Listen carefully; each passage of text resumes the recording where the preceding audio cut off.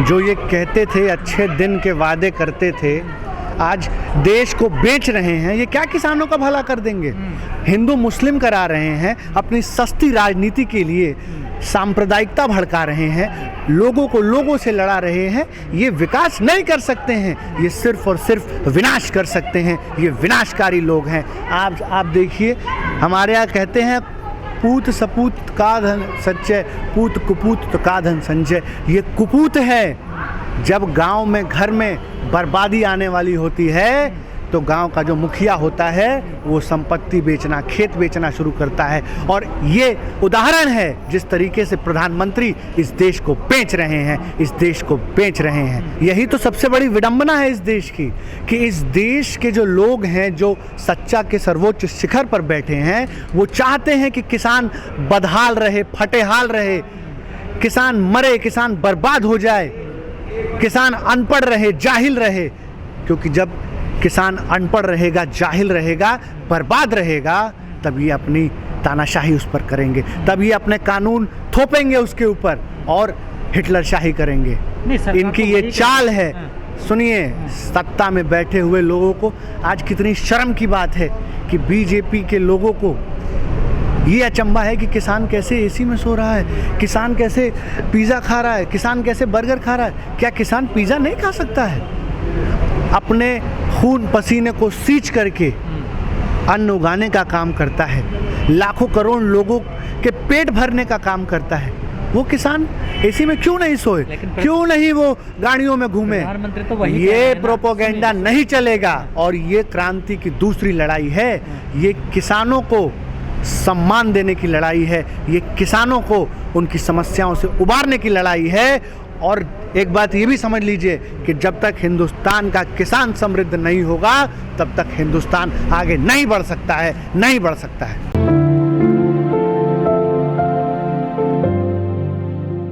देखिए, सरकार में फर्क क्यों नहीं पड़ रहा है?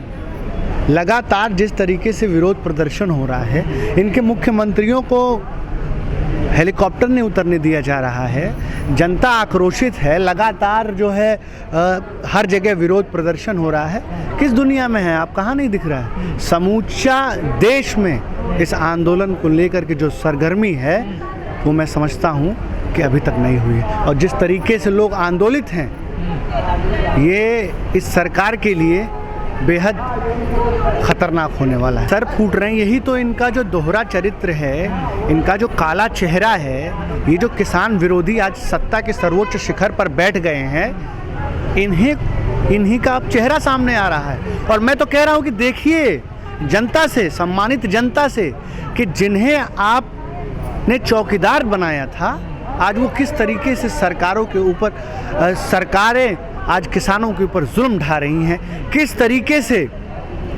किसानों को दबाया जा रहा है, कुचला जा रहा है, लाठियां बरसाई जा रही हैं। ये किसान विरोधी हैं। आप इन्हें किसानों का हम रहनुमा समझने की गलती मत करें। और अभी तो ली अंगड़ाई है, आगे खूब लड़ाई है।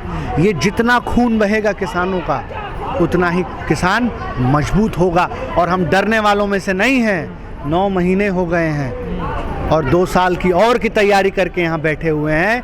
तो सरकार इस मुगालते में ना रहे कि किसान इनकी लाठियों से, इनकी बंदूक की गोलियों से डर जाएगा। किसान डरने वाला नहीं है, किसान लड़ेगा और अपने अंतिम सांस तक लड़ेगा। क्योंकि ये जो 3 किसान विरोधी कानून हैं, वो किसानों के सम्मान को ठेस है। कहाँ फ़ायदा होगा? आप ये बताइए कि जब किसान के घरों में से, उसकी डेहरियों में से, उसके अनाज मंडियों में, बड़े बड़े गोदामों में कैद हो जाएंगे, तो उसके पे अधिकार उद्योगपतियों का हो जाएगा। आप ये बताइए, हम क्या कह रहे हैं? हम कह रहे हैं कि असीमित भंडारण नहीं होना चाहिए। और स्पष्ट तौर पर नैतिकता के आधार पर जब कभी भी कहीं भी भंडारण होगा, असीमित होगा, तो कालाबाजारी बढ़ेगी, भ्रष्टाचार बढ़ेगी, उद्योगपति अपने हिसाब से दाम को रेगुलेट कराएंगे। और सबसे बड़ा जो नुकसान होगा वो नुकसान हिंदुस्तान की जनता को होगा, क्योंकि किसान जो मंडियों पे दाम तय करेगा वो दाम नहीं होंगे जो बड़े बड़े कॉरपोरेट घरानों में दाम तय होंगे। आज आप देख रहे हैं जिस तरीके से दाम बढ़ रहे हैं, ये इसीलिए बढ़ रहे हैं क्योंकि बड़े बड़े मॉल्स में, बड़े बड़े गोदामों में ये कह रहे थे कि कानून में प्रावधान है कि किसान जो है वो अपील कर सकता है एसडीएम तक, किसान कोर्ट नहीं जा सकता। किसान से संवैधानिक अधिकार छीन लिया, किसान कोर्ट नहीं जा सकता है। अभी अगर हाल की घटना में जिस तरीके से बर्बरता हुई है हरियाणा में, आपने देखा किस तरीके से एसडीएम ने खुलेआम, कितने शर्म की बात है, वो भी किसी का बेटा होगा, किसी किसान का बेटा होगा, किसान की रोटी खाता होगा, उसके अंदर नफरत भरी गई और किस तरीके से उस एसडीएम ने सीधे तौर पर सर फोड़ने का, लहूलुहान करने का ऑर्डर दिया और उसी क्रम में एक हमारा किसान शहीद हो गया। देखिए अभी तो टकराव और बढ़ेगा और घेराव होंगे और लाठियां ये बरसाएं। हम चाहते हैं, हम तो मरने को तैयार हैं, मारिए हमें, हमारे लहू के आखिरी कतरे तक हम लड़ने का काम करेंगे। और ये जो लोग समझ रहे हैं कि किसान जो है कमज़ोर है, किसान की सहनशीलता का जो ये परिचय ले रहे हैं, हम बता देना चाहते हैं कि किसान कभी भी कमज़ोर नहीं रहा है। हमारी सहनशीलता को, हमारी कमज़ोरी अगर समझी गई तो हम सत्ता के, शासन के हर बांध को तोड़ेंगे।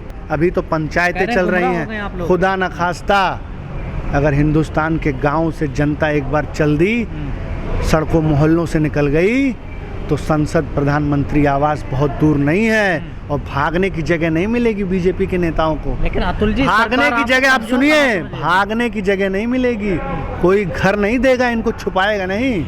अति मत करें, क्योंकि अति जब होता है, जब जुल्म की पराकाष्ठा हो जाती है तो क्रांति आती है और क्रांति में हम शहीदी देने से भी टकराएंगे नहीं। हमें खालिस्तानी बताए, हमें पाकिस्तानी बताए, हमें देशद्रोही बताए, ये सरकार कुछ भी बताए, लेकिन ये हिंदुस्तान का किसान बता देना चाहता है।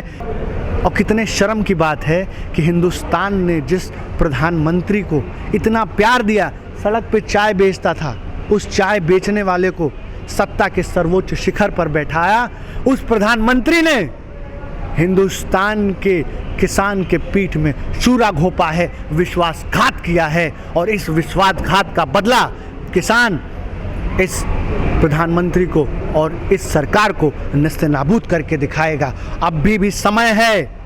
मैं कहना चाहता हूँ सरकारों को कि जाग जाओ। हम बार बार याचना कर रहे हैं, निवेदन कर रहे हैं कि जाग जाओ, जाग जाओ, लेकिन जब पराकाष्ठा हो जाएगी तो ये मत कहना कि किसान अपनी बांध तोड़ दिया, किसान आंदोलनकारी हो गया, क्योंकि फिर आपके पास समय नहीं बचेगा और किसान इस बार आगे का काम करेगा।